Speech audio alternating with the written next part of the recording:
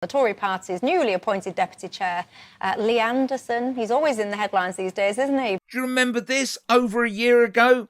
But this time, it's because he's focusing on how to win the next general election. He says that basically the Tories are going to need to think of something else as all the great ingredients the party's won its campaign on in 2019 are gone. So he reckons the focus needs to be on things like culture wars and stuff like the trans conversation, etc., if the Tories want to win the next election. Big thing in 2019, there was three things that won us the election. It was nothing to do with me.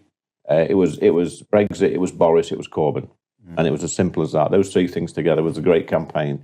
Great ingredients. At the next election, we haven't got those three things. So we're going to have to think of something else. It'll probably be a mixture of culture wars and trans debate. Well, it seems that Lee Anderson has taken the same plan to reform, spreading the same culture war bullshit with the audacity to claim that teachers are using divisive politics. Lee Anderson. Thank you, Mr. Speaker. Unfortunately, there's a minority of teachers who subscribe to the sort of dog whistle, divisive politics sometimes seen from the opposition benches, and the benches down here, by the way. This has led to some children in Ashfield being put off from speaking, expressing their own opinions during sensible debate in school time. So does the Secretary of State agree with me that whilst in the classroom, teachers should remain politically neutral?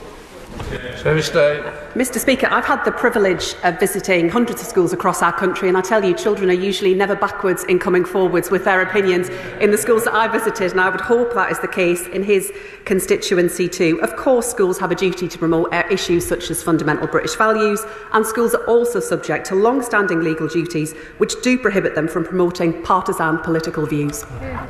Meanwhile, these sorts of questions go unanswered by the likes of Lee. I think most people are waking up in the morning thinking about, can they pay the bills? Is their job secure?